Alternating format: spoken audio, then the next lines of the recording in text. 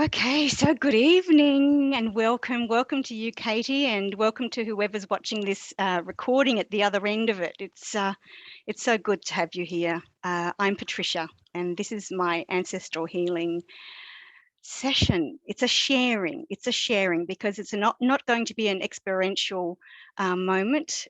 We will obviously do some things where you experience what I'm talking about, but it's really just a way of sharing the message that I've got to do this. And I am somewhat unprepared because I had no idea that this was something that I was going to be actually required to share. I took it on as a practice for myself 18 months ago, at a time where I was finding that my world was, like most of us, mid-COVID. The world underneath me started becoming a little bit unstable and very shaky. And I was looking for something where I could create a little bit more stability and a lot more grounding, to bring myself back to a little bit more inner peace than what I was experiencing at the time. And put together some prayers and practices that I'd been looking to do for a little while. It was just the perfect timing. And ancestral healing dropped in, and I had no idea what to expect from it. And so over the course of 18 months, my experience has meant that it has brought me such an amazing sense of empowerment to be a healer of the stories that I carry. Yeah, so for me, what ancestral healing is essentially unraveling stories. Some of the stories we know deeply, some of them we don't, we just feel them. And as we go along through the next hour and a half, I'll share, and I'd love for you to share if some of it resonates, and some moments that perhaps you might, as you reflect on what I'm sharing, you might get a sense that that's something that you're experiencing as well, unraveling of stories and what it means when you think of ancestral healing. So I'll tell you a little bit of about myself. I'm currently in Sydney, where I reside, with a dog and a cat and a 19-year-old son. My past incarnation was as a corporate executive assistant. So I spent most of my career in a corporate environment, assisting people make the best of their day and their talents. And I absolutely loved it. I think a lot of it was the people pleaser in me doing something like that, where people actually were giving you a little bit of kudos for something that you were good at. I didn't realize how much that took in being a PA and an EA. And I really did enjoy it.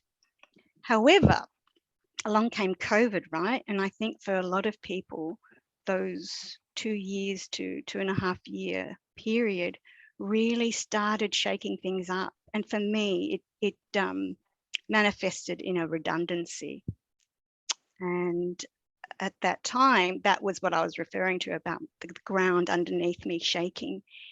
And I'm so grateful that I had time to reflect, and that I had the time to co-create some of these practices that I've been doing for the last 18 months, because I know for myself, they gave me such a level of inner peace and a real joy to be able to finally hear and be able to unravel my own stories. And as I said, I had absolutely no idea that this was going to be something that I would be required to do, and that is to share it. Following the guidance of spirit is something that's very important to me. And, it takes a little bit of unraveling and a little bit of quietening down the noises in your life to tap into that. And that's all been part of this experience. Not in the beginning, and certainly nothing that I was really cognizant of. But as time went on and I started experiencing the changes and the awareness and the noticing of what was changing in my life, there was nothing else that I was doing that was different. And so, those moments of reflection led me to really acknowledge that it was for the simple, potent power of the few things that I just added in. And, I hope when you hear what I share with you, that you're not just if you can just suspend how simple it sounds, because it is, it's like it's super simple. They're words, experiences, and prayers that I created for myself, and that I would like to share for you to do the same for yourself. And they are super simple. But I think sometimes it's that simplicity that we look at and we go, yeah, surely not. That not only does it sound too good to be true, but I actually don't think that's going to be real. My experience won't be that. But I can tell you as I share it that all I'm sharing with you is my experience. So along with being a corporate EA, I also dabbled in healing arts. I became a massage therapist for a short time. I've been a Reiki practitioner for over 26 years now, and recently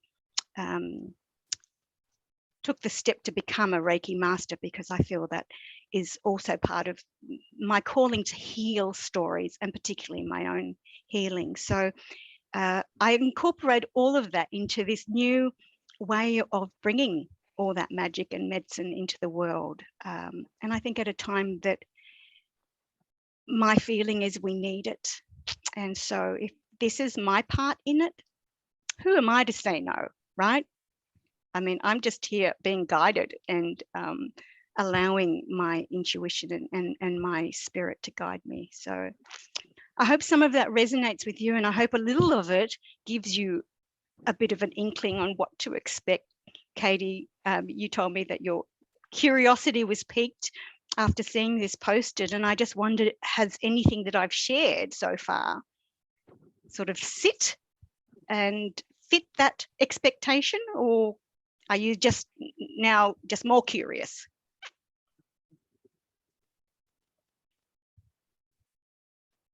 More curious. Well, that's great. That's great. And I think. Sorry, Katie, did you want to respond, or were you happy just to remain on chat?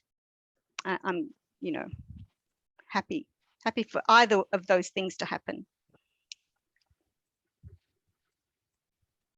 Yeah, that's good. Chat is good.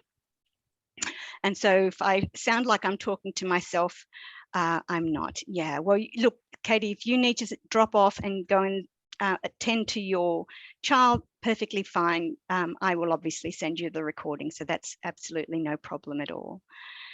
So yeah, 18 months ago, to have my world shifted in a way that had me thinking what it is that I can do to add some stability back into my life. And I think it's in those moments, and I'm sure lots of people, if you've lived long enough, you've had a moment or two where it feels like you get the wind knocked out of you. And often what you're left with is, what can I pull out of my tool bag? What have I got? What skills, what resilience do I have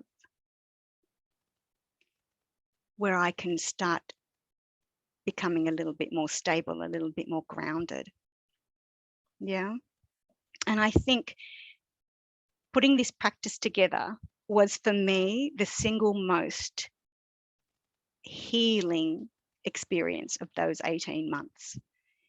Aside from my Reiki healing, which is a huge part of what I do in the world, but also how I live my life, the addition of this very simple practice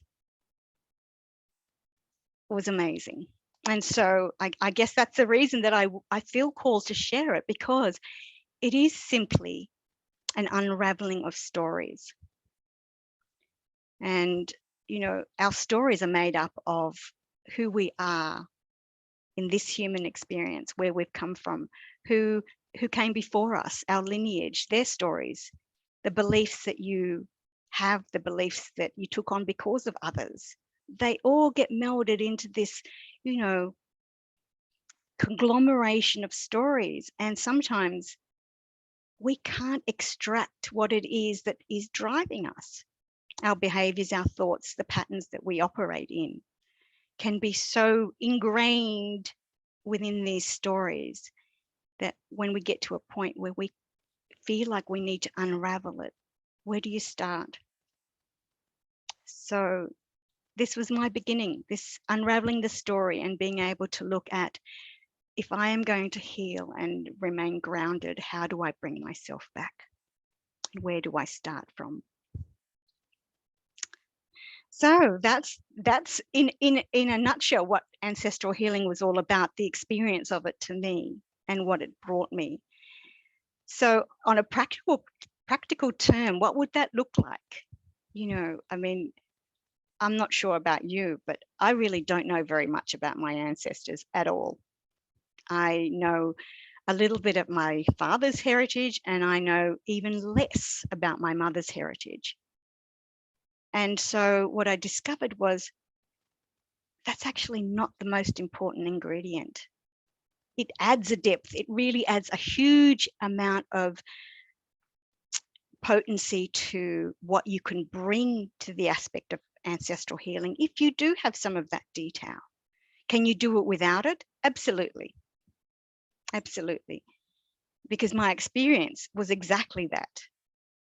Exactly the level of healing that I was able to tap into and receive and be open to for myself out of these practices that I was doing meant that I could be aware of something, know it was my story, as in an experience that I have had in this lifetime that is an awareness that it belongs to me, or I could have an awareness of something else that was just as real, but that I know wasn't my experience. And yet it shows up in my life. It shows up in a pattern of beliefs. It shows up in experiences that I keep having that I may not be able to place, that I may not be able to actually understand where do they come from and how do they fit in, because they don't feel like my experiences. And for me, bringing a level of awareness to just noticing that was all I needed. Yeah. So the fact that I didn't know where it came from, the fact that I couldn't give it as part of a person's life and name that person, know where they were in the lineage, and how it could be that that was an experience they had that I am now feeling and have an awareness of. Not important. And not having the pressure of actually naming it or having an understanding of all of it, having that pressure released meant that I could simply just notice, just bring my awareness to what was the feeling that was in my body, and actually taking a mindful moment to discern that. So as part of the practice, if I was sitting in a meditation or sitting in a prayer, and I will share those in a little while, I will share the actual words that I use, and you are welcome to use them as well, but you're also encouraged to make them your own experiences. But I would use that moment where I became aware of something and noticed a sensation or a feeling rising in my body, to notice where in my body am I feeling this, and bring my mind to that feeling and try and really be discerning with what it is. Is it a sadness or is it an anger? Is it a sorrow? Those things can feel the same and yet they can be quite distinct. So that ability to be able to notice something is an enormous part of this whole process. And it's a simple process of noticing, right? It just means bringing your attention to something. But it also means that to do that, you've got to shut something else out. And that's the more tricky part of it, I think. So the more mindful and conscious you can be to notice and sit with that feeling, the more depth and the more power that healing can have, because you start unraveling what it is. You start unraveling, yes, that is a feeling of anger. and drilling down, what is that anger? Is that my anger? Is that anger about a specific experience? And so the time that you take in honing that ability to notice serves you in so many other ways, but from the aspect of this practice, it is profound, to be able to sit and notice your thoughts, what is happening in your body, and particularly what it's bringing up. I don't think we do that often enough. And if you're not someone who has a quiet moment in the day where you do some meditation, some of these things might be a little bit hard to do in the beginning, but they're worthwhile if you're willing and open to accepting that that's going to be part of the process. I can only encourage you to give it a go. Once we've been through the entire experience that I want to share, if you just take it on board for just the littlest bit, try it for a week, try it for a day if that's all you can manage, and see if there's anything in there that you would like to continue with for yet another day. Or you might find it just a really comfortable, easy thing to do and just want to keep doing it. So I'd encourage you to try all of it once you hear all the goodness of it, but you do give it the energy and the time to be able to experience it. And I've only been doing this for a short while, this entire practice that I put together. And so, I would say that that's just early days for me as well. So I will practice what I preach and continue mine.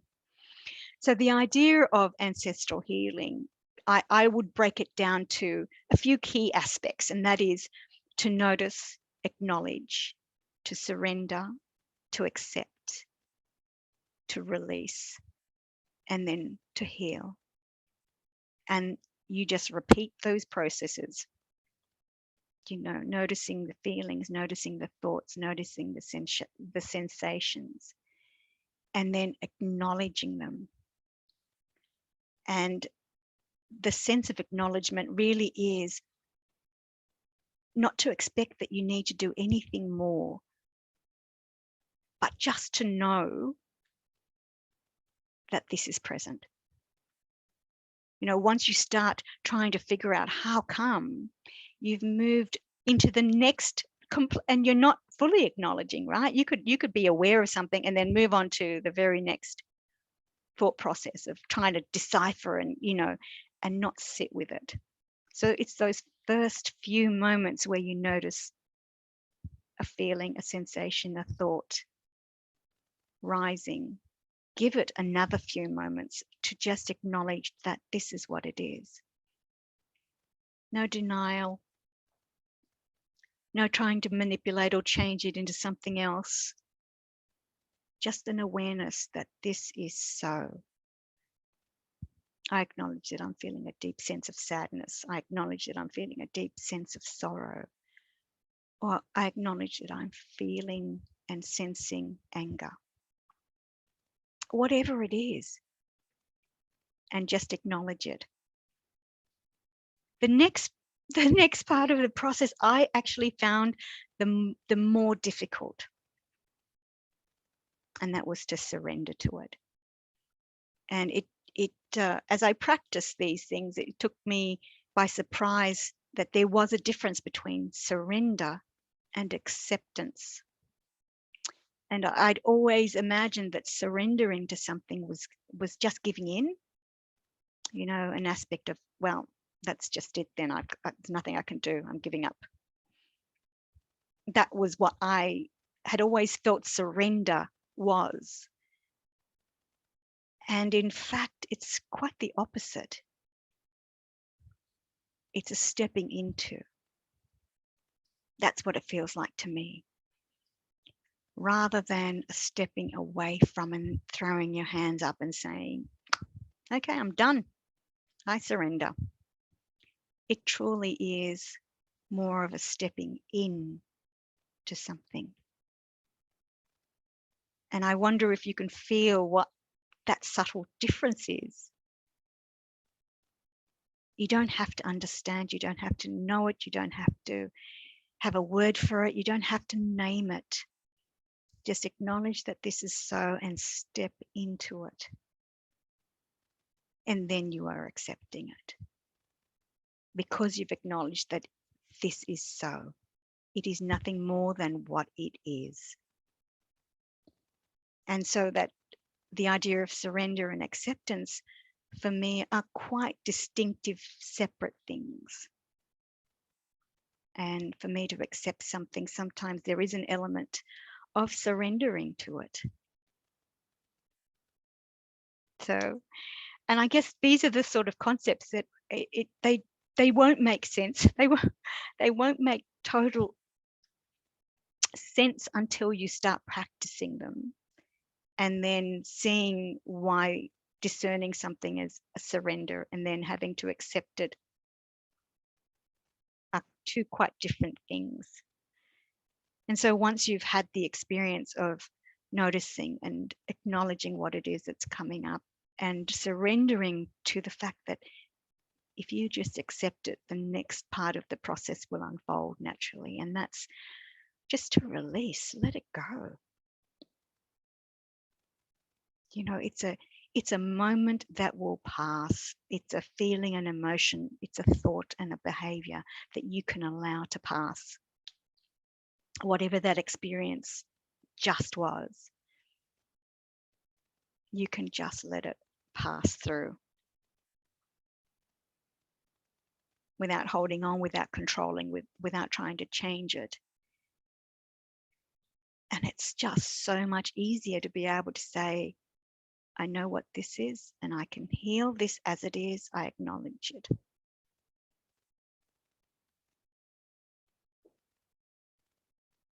That's it. Sounds simple, right? It's how simple. But the doing of it is not always as simple as the telling of it. I can just break it down and tell you that that's what it was like. And in fact, there were some very, very ugly crying moments in all that simplicity and all that experience of practice. So I guess at this point, probably it will make a lot of sense if I share with you what this experience sounds and feels like for me. So if you can just let me paint that picture of, you know, a time in your life where the ground is literally shaking underneath you and you don't know your place any longer. And that can just be from one experience or one moment, but it can be the chronic state that you feel yourself in. And one is not any worse or any better than the other. It's all relative, right? And it's all valid because it's you feeling a certain way in a moment in time. So for me, you know, 18 months ago, it was that shaky ground experience and not a time where I could bring myself back to any sense of inner peace at all. You know, my place in the world felt really fragile, and, you know, who I was in the world felt quite unknown. And if it wasn't for the guidance and the presence of spirit to be able to say, and for me to be open to hearing it, this is what you need, this is what you need to keep doing. Yeah, well, that's what I chose to do. So I don't know what would have been the alternative. Not this anyway, not me sitting here sharing on a Wednesday evening a practice I had no intention of sharing. That's for sure. So that was the moment in time. And so the practice, and some of it was quite conscious, some of it was, you know, me sitting down and actually putting together words and phrases, and, you know, doing a bit of a mind map of what that would look like. But very often it was just me sitting in a moment of meditative silence and being able to intuit what it was that I needed to do. And I think sometimes that can be a little bit unnatural for those of us who've forgotten that that is a natural ability that we have. The ability that we all can tap into our intuition has not always been strong for us because we've been, contending with all these other voices and noises in the world that we create and that are created around us. And so if you're able to sit with that sense of intuitive knowing and trust and let it drop in, my gosh, the power that that can bring is simply amazing. I see somebody else joining us, and her name is Tamala.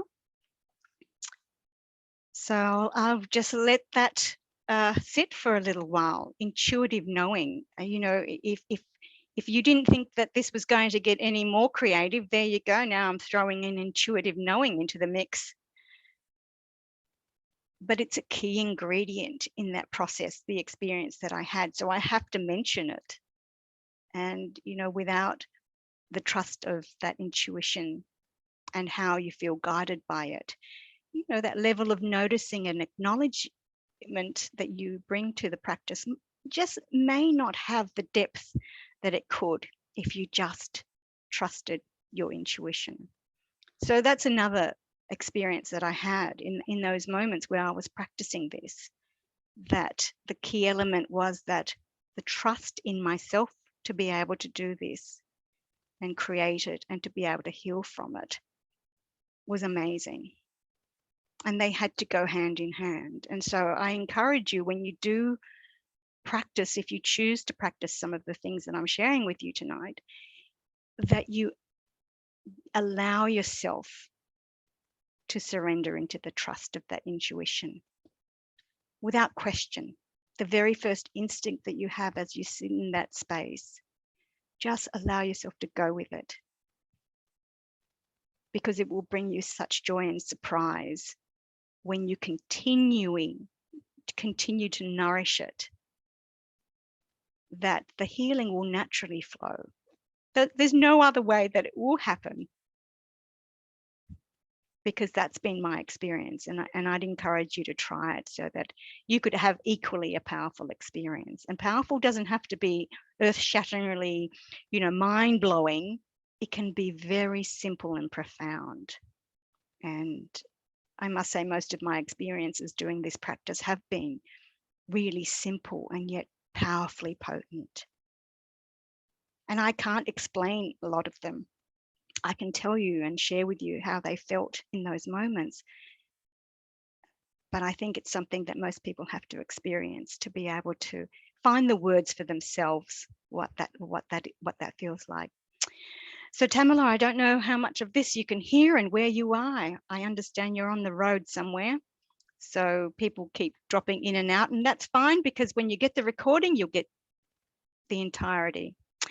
So I'm going to just give myself a moment now and go back to a recreation of what that practice sounds and feels like. So often I will start this at the beginning of my day, and most days it can take between 20 minutes to 2 hours, depending on what else I bring into my practice.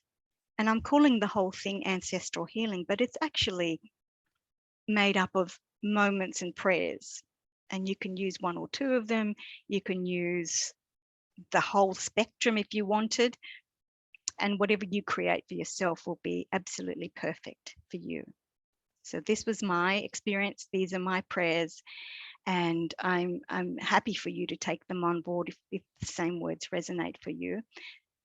But the power is actually creating your own prayers and creating your own experience and infusing what it is that comes to you throughout this experience and the process for yourself. That's the true power. That's the true power of any healing, right? Any self-healing. We rarely, I don't know very many people who spend their time healing others before having had that healing experience for themselves. And so this is where mine started, and this has been a big part of my healing and a really big part of my journey. So let me bring you back to that moment where I did start creating these prayers.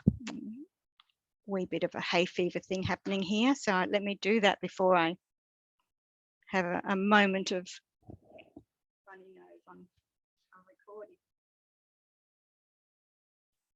recording. So my practice would normally be in the beginning of my day, and quite often I would start a prayerful meditation even before I get out of bed. And so, if my day is actually full and, time is going to be a little bit limited, I do a Reader's Digest version of all of this. But I have taken up almost 2 hours of adding things as I feel in the practice and having them just unfold and being aware of what's happening as I do that. So the core of this practice is really what I'll share with you now. And so I always start with a couple of really deep breaths with a long sigh, at least 3.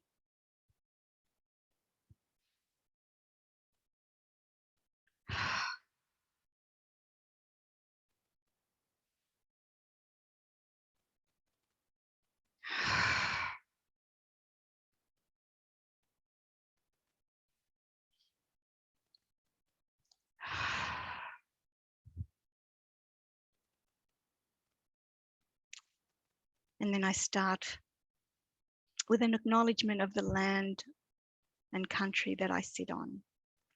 Because for me, that is an equally important acknowledgement. It's an acknowledgement of the country that I find myself living in, the country that the traditional custodians don't often get acknowledged up until recent times.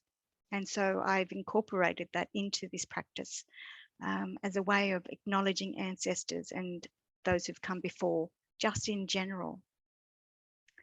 So it's an acknowledgement like much you would have heard, but mine goes. I acknowledge the traditional custodians of the land on which my home sits and on which I stand. The land of the Darug language people and the Darawal nation. I acknowledge their elders, past and present, and those to come. And I think as you choose the words that you want to use, and of course you would, name the country that you're sitting on or living in. And there's some great resources you can look on Indigenous maps and find out if you're not sure of the country that you're on, you can actually go and find out. And so, it's a really interesting way of infusing the land in our practice and the earth that we find ourselves standing and being nourished by. And it's a simple phrase, isn't it? An acknowledgement of those who were on this land before. And, as you do it, if you bring the intention of really acknowledging, and it's not just a common phrase or a set of words that you string together, but feel it as you say it, that makes it so much more powerful, having that intention of really acknowledging the country that you now live on.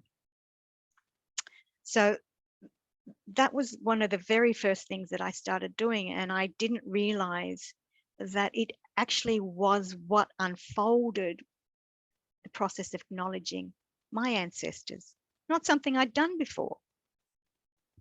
I mean, it didn't seem quite relevant enough to acknowledge them because I didn't know much about them.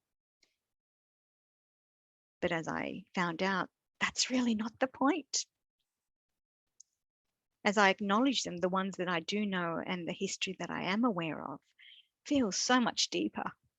It really has a potency and a relevance that as I say it daily, and it never gets tired and it never gets old to say these words again and again and again. In fact, I think that the longer that I say them, the more I feel them sit in my bones. So if you have working knowledge and a little bit of historical context about your family, imagine the depth that you can bring that intention and the acknowledgement when you do create something. You know, perhaps one day I'll feel so inclined and want to spend the energy to find out a little bit more, but in my present moment, I don't feel the need to go and explore it, to fill anything that's missing in my life. But, you know, that may change, who knows? But for the moment, the next part of the practice of the ancestral healing is to acknowledge my ancestors.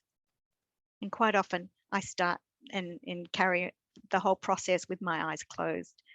I just feel when you shut down your eyes and you give yourself that dark space, that there's a natural calmness that comes over you. You don't have to, and it's all a personal preference, isn't it? But for me, that adds an element of insular, being insular in the practice. I don't know if that's the right description, but that's, you know, when you shut your eyes down and you feel that you could be, you know, in a cavern, a nice, cool or warm cavern, and surrounded by warmth or coolness, and having an experience where you feel safe. And, you know, shutting down my eyes sometimes brings that experience to me. So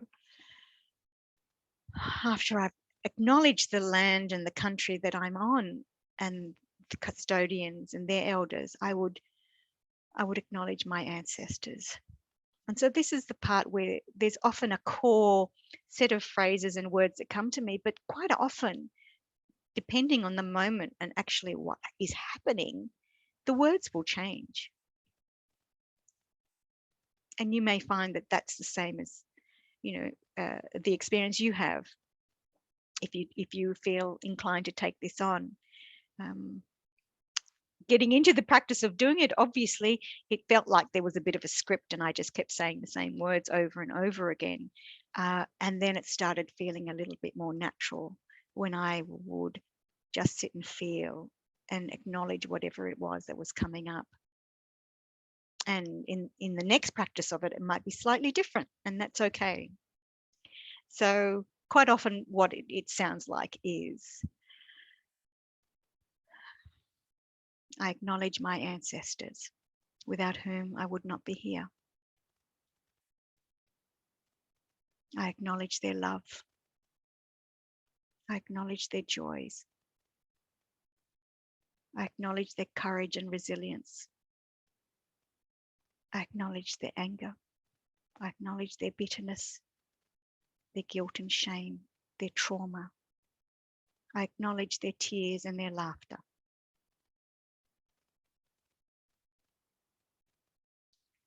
I acknowledge their desires for lives and crossing countries, better lives with abundance. I acknowledge their courage, their persistence, their resilience. I acknowledge their gifts and talents, their wisdom and knowledge. I acknowledge their secrets.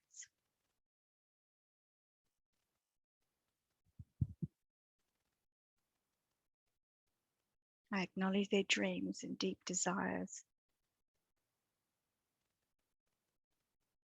I acknowledge their playfulness. I acknowledge their connections to the earth, their connections to each other.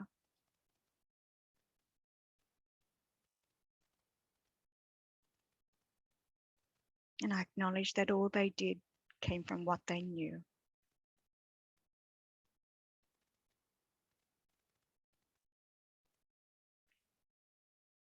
And sometimes when I say those particular words, experiences actually do come up, particularly when I say words that I know are quite pertinent to things that I've become aware of, and secrets in my family was one of them. And so in the beginning of my practice, when I would say the phrase, I acknowledge their secrets, I would bring my mind to those experiences and sit with it. And send love. And I didn't realize I was doing that quite unconsciously in those moments, just in the sheer, in the simple act of acknowledging something. You have said, you have surrendered to this having been so. For me, it was a knowledge of particular events, but you might find it's just an experience, that it's just a sense that you're having. And even if you're not sure, is this real or am I imagining, just suspend that for a little while and go with the feeling that what you're experiencing is a sensation, it's a feeling, it could be a memory. And this was the aspect of, do you need to know it to be able to heal it? And I'm saying, no. I'm saying my experience is, no, you don't. If you do, great. I think there is a benefit, because there is some real work that you could be doing to shift that. But is it an essential ingredient to healing something? No, absolutely not. And I say that with a knowing in my body that it is so, because I've experienced it. You know, I've had instances just in the last month, a really tremendously moving experience as I was sitting with these prayers. And I'm calling them prayers. They may sound like just phrases, but I bring the prayerful intention to them when I do them, because that's the level and depth of healing that I want to bring it.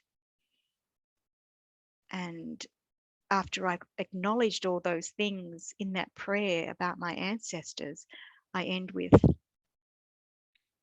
and that is my vow.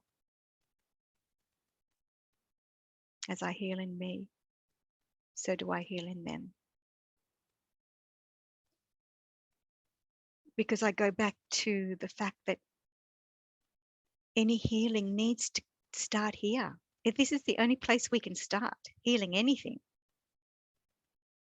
And the beginning of that may be just feeling and noticing one thing as it becomes a layer that you're aware of, and then acknowledging and surrendering and accepting that, and finding how you can release it and having a sense of healing of it.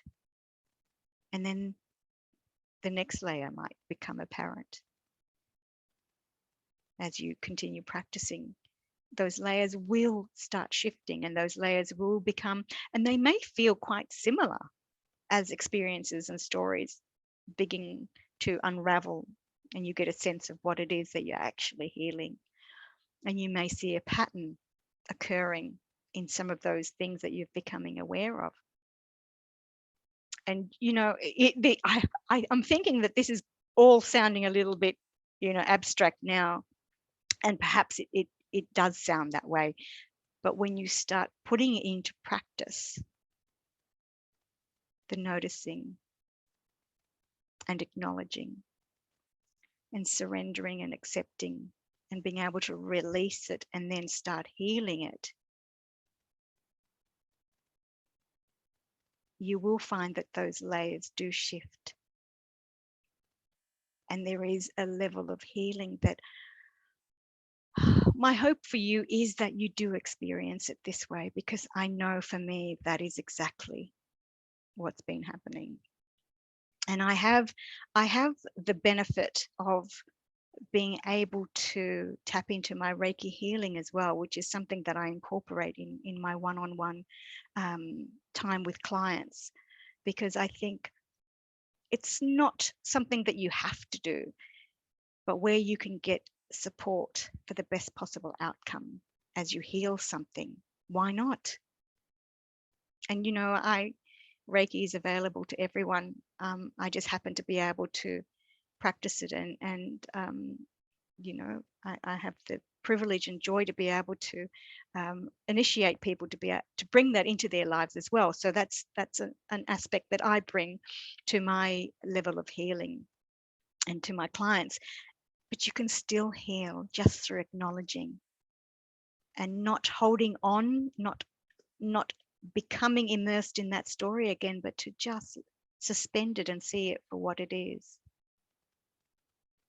without the guilt, without the shame, without the fear, without the recriminations.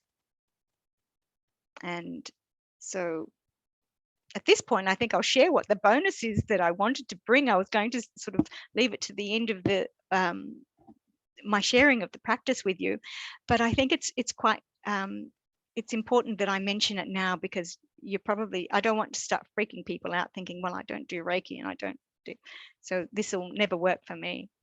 But so that, as a thank you for actually just registering and being able to say, yes, I'm interested and curious to hear what you want to share, I would love to thank you for that. You know, your intention of being able to be present for me and to share in this and to take it on with a level of curiosity. I'm grateful for that, because it means that I get to share it. And it means that, you know, the reason that it was dropped into me by spirit is so that I can share it. It was definitely not for me to keep to myself. So the bonus that I wanted to give you as thanks for this is that if you book a one-on-one session with me, and that's the unraveling the story session, it's 60 minutes. And what I'd love to do is give you the gift of a 30-minute distant Reiki healing to help with shifting any of those energies, with just acknowledging that sometimes when we want to heal, the more support we have, the better. And Reiki, I can spend another few hours talking to you about it, but I won't. But I'm open if you want to reach out and find out a little bit more. If you don't know anything about Reiki healing, I'm more than happy to spend the time sharing with you. So that's a 30-minute bonus session. Usually it comes at an extra cost in the one-on-one sessions, but I would love to gift that to you as a bonus for this series of ancestral healing. And as well as that, because you registered and because your intention was to share this with me, I'm going to give you a 10-minute meditation, a mindfulness meditation recording of one of the couple that I've done so far. And that would be, it would be such a joy for you to have that, because again, these are things that I get to create, not because they're for me. I get to create them because they need to be shared. And so I get to share them with you in this environment, and as a way of thanking you. And that's not all. I don't have steak knives, but what I do have on top of that is a 30-minute session where we can create, and I can support and guide you with an individual practice. So the practice that I've been breaking down over the last hour or so is something that you can create for yourself. Absolutely. I mean, if I can do it, you can do it as well. You know, it's I was going to say it's a no-brainer, but it takes heartful intention. You know, it takes your presence to be able to be aware of the things that are going to make a difference for you to acknowledge, and to choose the words that resonate well. And that's a process that I would help and guide you through, you know, in a space of 30 minutes. So, you know, for the rate is, my one-on-one rate is $150, and that's a 60-minute session. But on top of that, I'd like to give you that 30-minute distant Reiki healing. If you're in Sydney, we could do a hands-on, even better. But it's available as a distance treatment as well. 30 minutes of creating your own practice and infusing it with all the elements that will make the difference to you when you take it on as an individual practice. And a recording of a mindful meditation. So they are my bonuses, and they are my thank yous, my deepest heartfelt thank yous. Even if you are watching the recording, and I just think you could spend your time joining me, you could spend your time doing something else, but your intention was to join, and your intention was to listen and watch the recording. So I thank you for that. And that's the bonuses, I should say. And if you're disappointed that there's no steak knives, who knows, maybe next time there might be. So that's the bonus. And so I'm mentioning those things now because if you're feeling like all of this might just be a little bit too much to take on all at once, you needn't take it on all by yourself. And, you know, having someone in your corner to be able to support and guide you along the way, particularly if you're trying something out and, you know, you're working new muscles, if you haven't been listening to that intuitive voice very keenly just of late, it might take a little bit of practice, you know. And if your level of trust might be slightly diminished for whatever reason, having a little bit of guidance and support as you nourish that is also very empowering. And, you know, I have the good fortune of being in a community of sister healers, of mentors and intuitive guides. And I get that benefit because I still need it. And I think, you know, as human beings, we do need it. We need the support and connections of other humans and those who see us as we are and who are there to support and guide us. And they come in different forms. I'm sure you all have them in your life as well. And when we're trying on new things, sometimes it does seem like something we can't do. And so you would get me in your corner going, you go, you got this. That's my role. And unraveling the stories, that can be some tricky stuff. And so having me in your corner to be able to do that with you, that might be pretty nice. I'm pretty good at it. And it's something that I'm here to do. And so best I do it. And if you're curious and you want that support and you particularly want to try on some of these practices to see, do they bring you what I'm telling you they brought me? You can only try it, right? And it's in the doing of it that you will get the experiential sense that it is for you as well. And, you know, the act of creating something, the act of acknowledging as simply as the country that you live on, your ancestors. I acknowledge my Reiki ancestors and the grand Reiki ancestors. I don't know, I may have some Reiki ancestors. I don't think so though. But I acknowledge my Reiki master and the grand masters, because for me that practice is so part of my life that it has the significance to be, and I'm grateful for it. And so I acknowledge that in this prayerful practice. You may have a practice where you also want to acknowledge those that came before you in it, those that are your mentors in it. And if it's something that holds significance for you, use that as part of your ancestral healing practice as well. I'm putting all of this under the umbrella of ancestral healing, because that takes you back to that intention of going back to the beginning, right? What that looks like for you, that's up to you. And you know, this is what it looks like for me, but that's by all means not the only way to do it, right? And so when you create your own way of doing something, it's so much more powerful. So if you have, for example, a practice where you have people in it that you would want to acknowledge, use that. And I name my Reiki master and I name my grandmasters. There were 6 that came before me, including the founder of the Usui method of Reiki.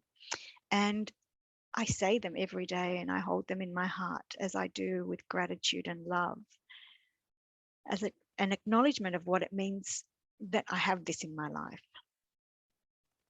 And that's all part of the noticing and the no, I do get emotional about lots of things, but this is the teary eye of hay fever, something or other.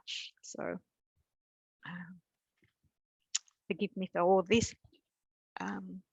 dabbing at the eyes. You know, that sense of noticing and acknowledging can take on lots of other things in your life. And I think if you take up the offer of spending some time creating your own, and you might find you're happy to do that on your own, but if you wanted a little bit of guidance and support, or just a sounding board. That's also part of that, the bonus offer that I'd love to gift you. So if there is something in particular that is meaningful and that is dear to you and that gives you a sense of who you are in the world, acknowledge that, bring that, incorporate that into this whole practice of your ancestral healing practice and prayers.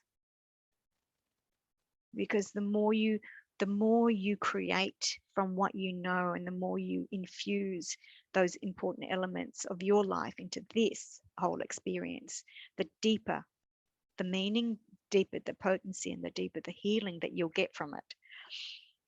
And again,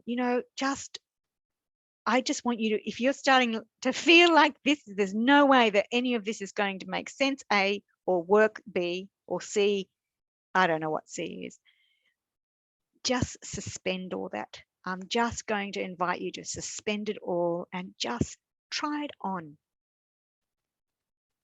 Just try it on and see what the experience brings you. So far, I've acknowledged the traditional custodians of the land on which I stand and my home sits. I've acknowledged my ancestors.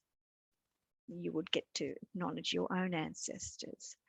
I acknowledge those whose part in my healing art of Reiki are important.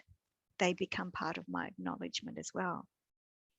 And then I always acknowledge my angels and spirit guides, because for me, their presence and their support is why I can do a lot of things that I do. And I don't, you don't have to hold that as a belief in your life, that there are angels and there are spirit guides. You call it what makes sense and is true for you. Acknowledge it, because there will be something. There will be something that you want to acknowledge when you're looking at the support, the guidance, the way you are held in the world, where it comes from. I call it God and Gaia and the universe. You call it what makes sense and what feels true for you. But acknowledge it. Acknowledge it all, and give it the intention with deep, deep gratitude as you do. Because it's that intention and that gratitude and that sense of acknowledgement that goes back to the noticing, so that you can acknowledge, so that whatever you become aware of is something you can surrender to. And then you can accept it. And you can work to release it. And as you release it, you heal. And they really are the very core things that, when I took on this practice of ancestral healing, for me seemed just too simple. And I practiced and kept practicing and practiced and kept practicing, and then discovered that the power of what was happening was, one, I started listening to my intuitive guidance much more keenly. And two, that level of trust that, oh, I'm actually doing this. I'm actually creating an awareness and noticing that when this happens, this is the way I feel about it. Why would that be? How come? You see how those simple practices of just noticing aren't just relegated to this one practice. They're not just relegated to the feeling that comes up. You start using them with your thoughts and your behaviors as well. Because the more you try on that newness of noticing, the more you try on the acknowledging of whatever is in this moment that's happening, the more it becomes that habit. It's another little bit of skill and experience that you take on that starts becoming a second. It's just a habit then, because you've created something that starts becoming more natural and just becomes part of how you do things, how you move in the world, how you think, how you behave, how you react. So when I say the simplicity of this practice, I really mean they are the simple acts that I've been sharing. But how you use them can be enormously profound, overarching and expanding so much further than just healing of an ancestral lineage. Because the idea of unraveling some of those stories could take you into a little bit of shaky ground. And so often when you find yourself in those moments, knowing that there is someone who can support you and someone whose experience and whose guidance could be all you need, because the work still remains to be done. And it's usually, this or you are the only people. You and I are the only ones that can do that work for ourselves. But sometimes to get through it, you're going to have someone say, I'm here, I'm going to catch you. And that's my role. I will help unravel the stories, but I'll also be in your corner when you feel like, you perhaps may not have the chutzpah to keep going with what it is that you want to heal. And it's okay. It's completely okay to be able to reach out to someone and say, I thought I could do this on my own, but I can't. I do it. I'm reaching out to people all the time. Because in the end, you still have to do the work. But sometimes we just need someone to hold our hands or to hold space and say, you got this, I got you, and you got this. And so if any of this feels like something you could try on, do it. Try it on. Go back and have a listen to this. Before I end the call this evening, I will say the practice out aloud again. And it'll be the Reader's Digest version, because I don't think we have another 2 hours for me to go through what it can sound like. And so I would like to end the call with a few minutes of that, so that you do get a sense of what it would sound and look like in its very, sort of early stages. And then as you incorporate things and add in things that you discover will create a depth of meaning for you. And it only has to be for you. This is not for anybody else. This practice is for you. This practice is a completely personalized, individualized, meaningful, only to you practice. And so by all means, use the words that I've created for mine just to get you going, if that makes more sense to start somewhere, but then start infusing it with the words and the feelings. Maybe not the feelings, but use the words that you get a sense of when you start practicing, that feel more true for you. They may be the same words. You might find that there are other words because of who you are, because of the knowledge that you do have, and because of what you start noticing. And because this is a practice that I'm sharing from my experience, that is all I can do, is share what that feels like, what it sounds like when I do it. And it will only start making sense and having an impact when you start doing it for yourself. And so if it doesn't make any sense, just suspend that for a little while and just try it on anyway. And I would love that if you do, you reach out, even if it's not in the capacity of booking a one-on-one or having me help or guide you. Please reach out to me. Most of you, I would have sent an email to. You'll get a recording, and that you'll get my email address from that.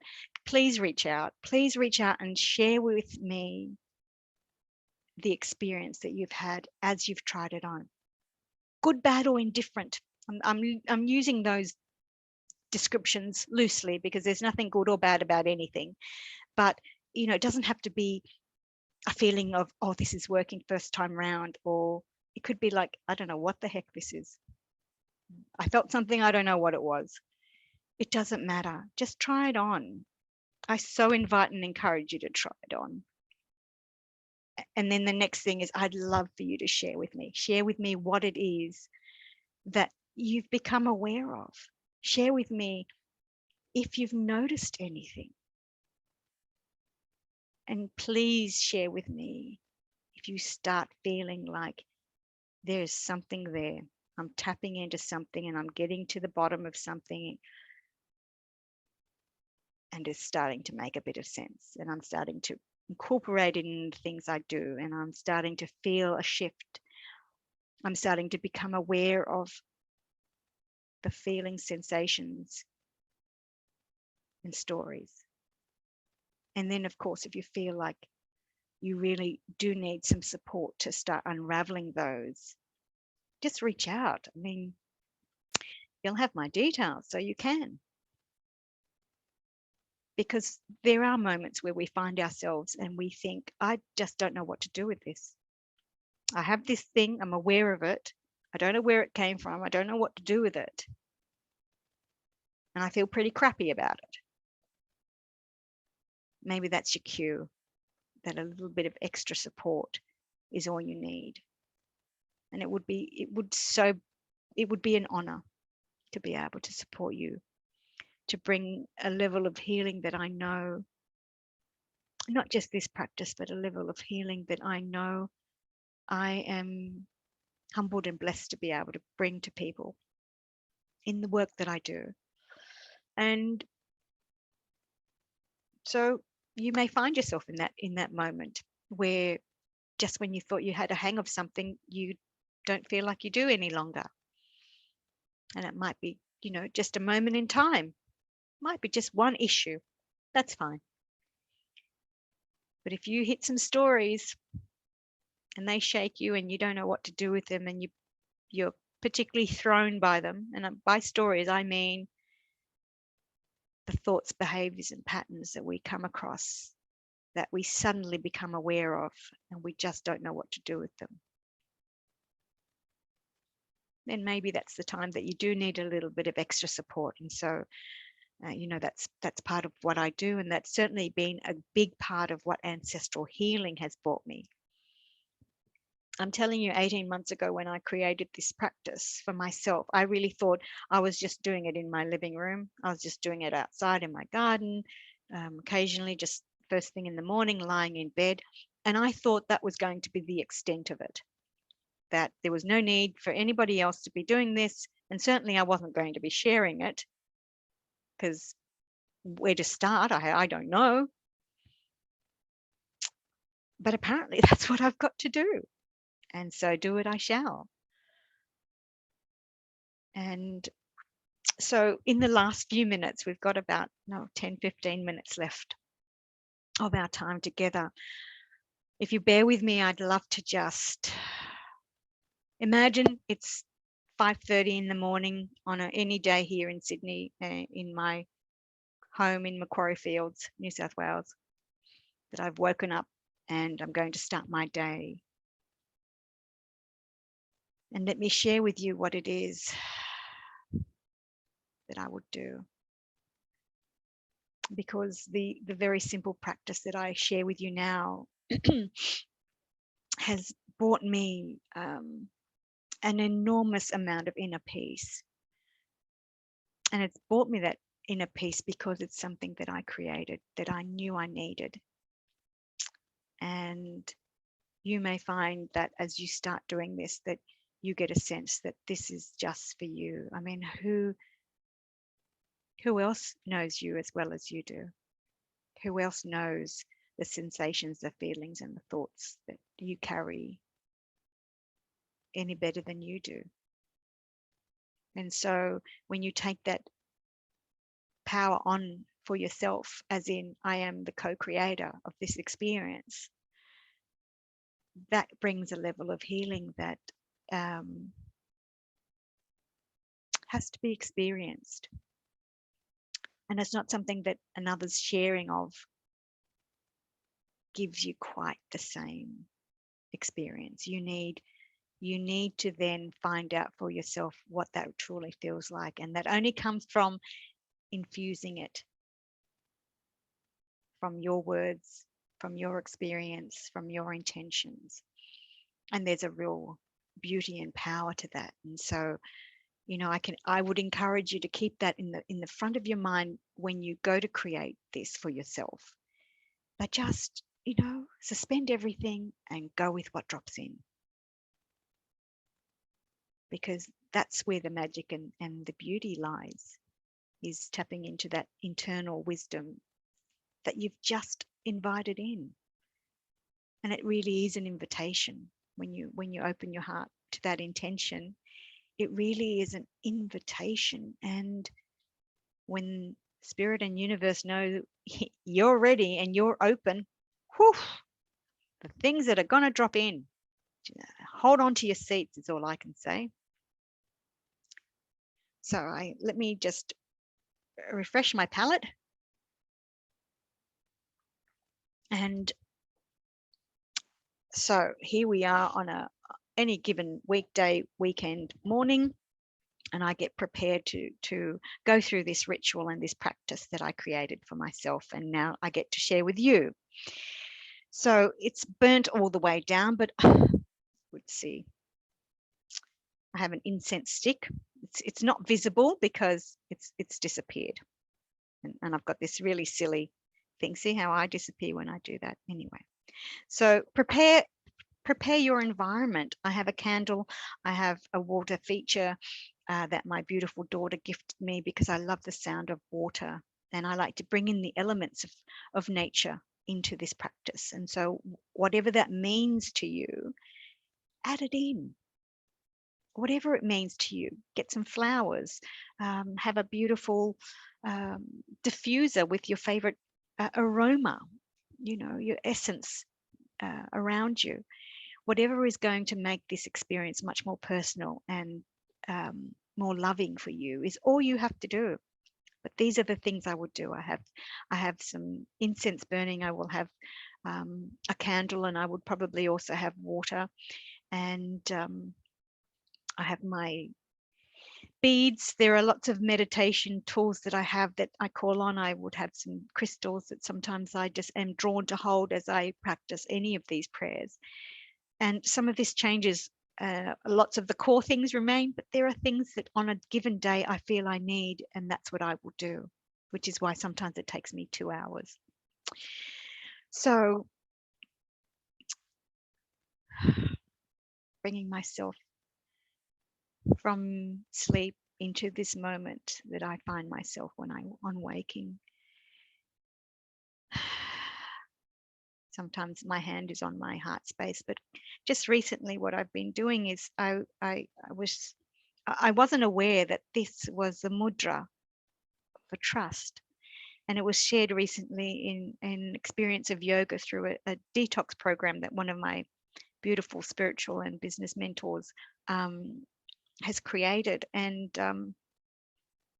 we had this experience of yoga in our time together, and I love this. I love this interlocking of fingers and having your thumb pointed just on your chest. Let me just see. You probably know, but I had to be shown. And just having your chest, your palms against your chest with your thumbs pointing up towards your collarbone. And so it's almost like having a bit of a hug, giving yourself a bit of a hug, and feeling the weight on your heart space is also for me quite a comfort. And so that sense of when I practice and I'm trusting myself in that practice, this is what this does for me. And so I'm always adding something in, and this is a recent addition because I love it. I love what it means, and I love how it makes me feel when I do it. So I do it.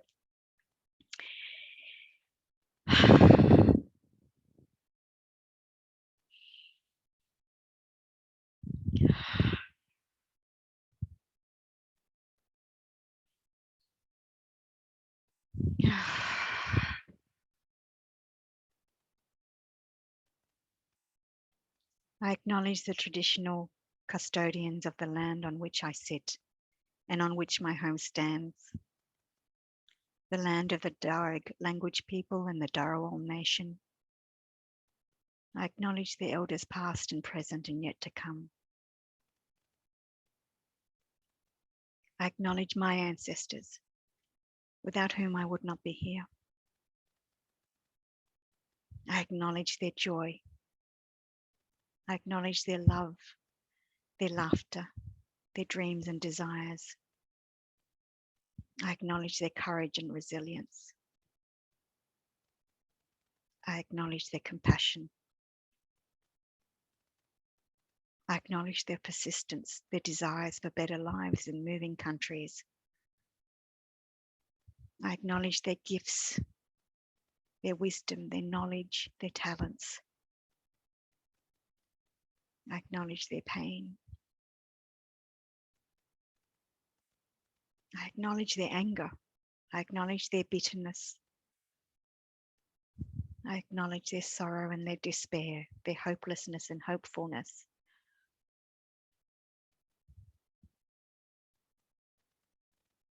I acknowledge that all they did came from all they knew. And as I heal in me, so do I heal in them. That is my vow.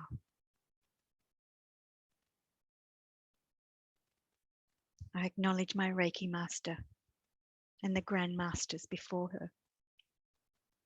Mikao Yusui, Dr. Shujiro Hayashi, Mrs. Hawayo Takata, Wanya Tuan, Leora Lalita Claff.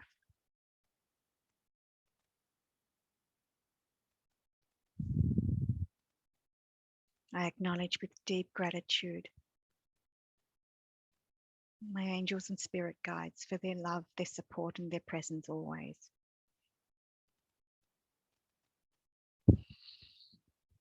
I give thanks to God, Gaia, and the universe.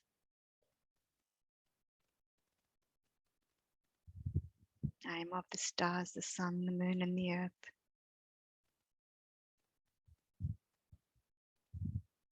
So it is, and so it shall be.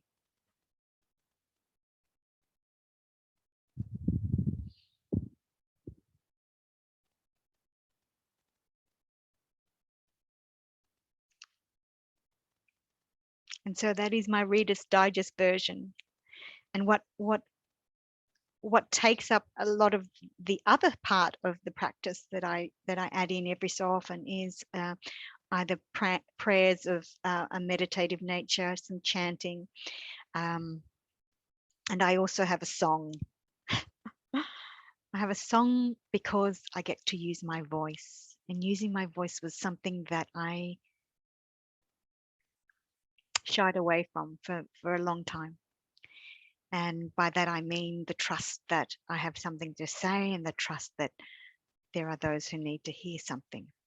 And so the practice of singing brings me back to the practice of voice and using that instrument. So there are a couple of songs that I do. I don't often get any complaints from the dog and the cat, although my son has complained a couple of times because apparently I sing loudly.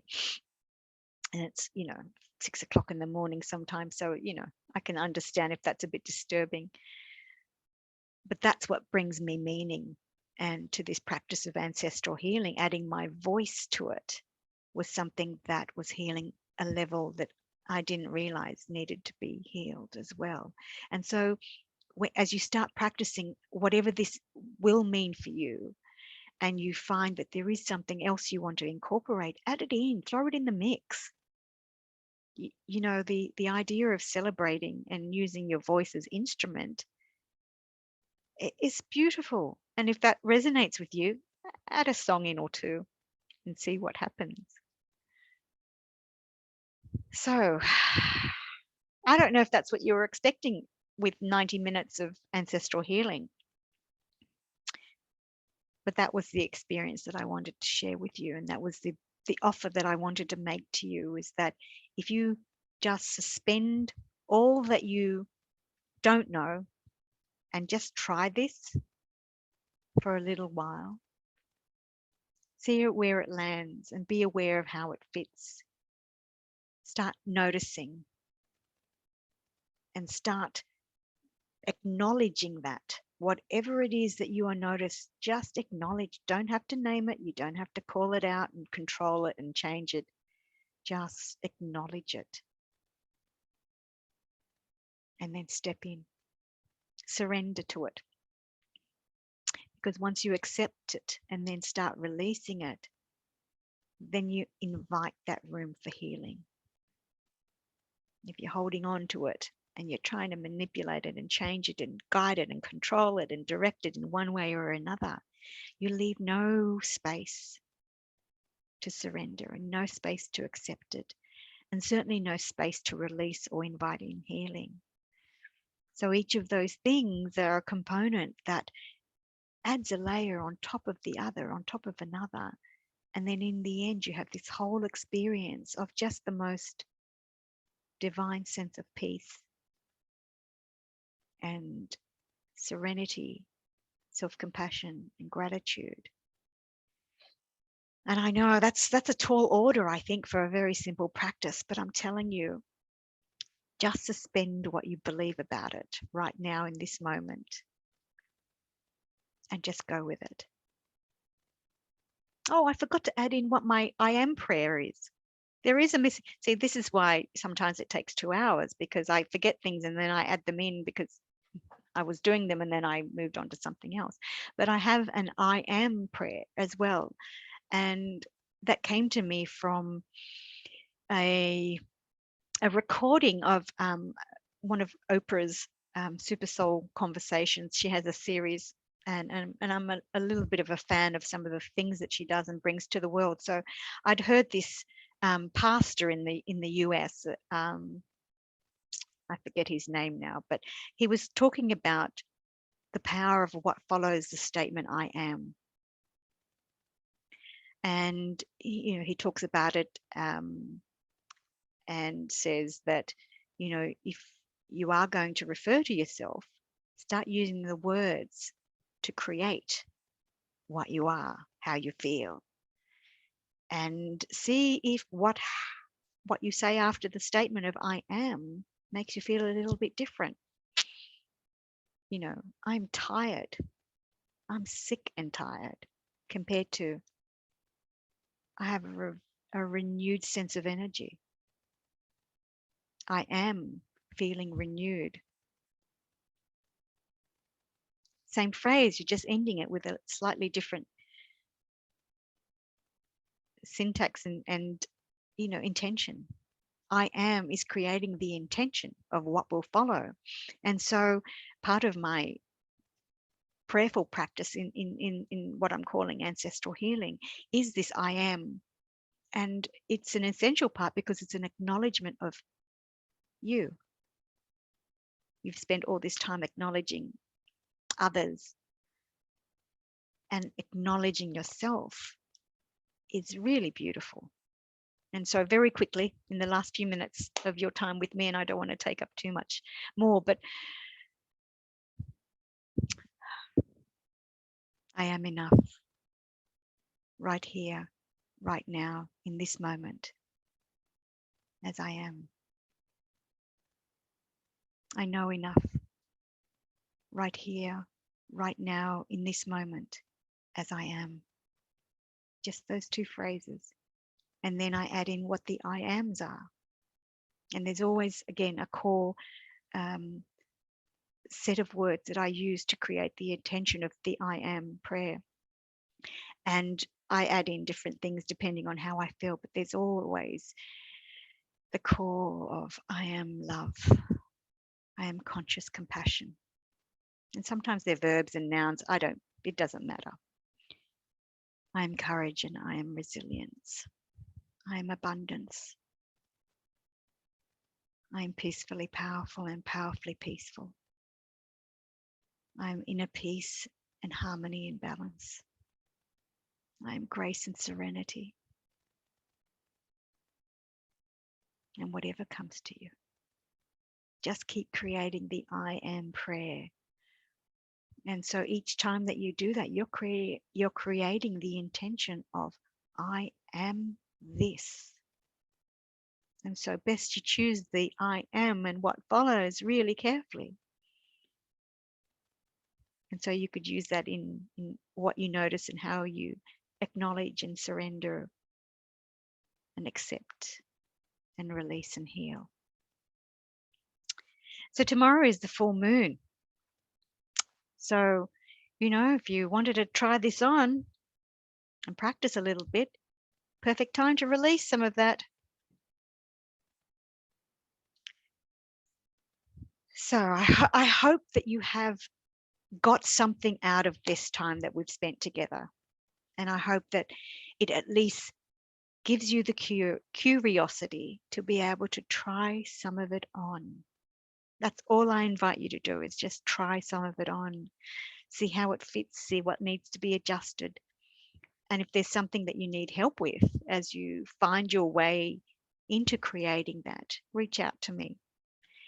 The bonus offers that I mentioned are good for the month of, well, the next month up until the 15th of August. And if you book this month, I've got time free. But I'm going to leave that offer open to those who've registered and get a recording of this masterclass. That will be an open offer to you. And when you do book, I will know it's you because your name will come up. So in the recording that I send you, there are some people who've asked not to receive any further communication from me, which is fine. That's completely understandable.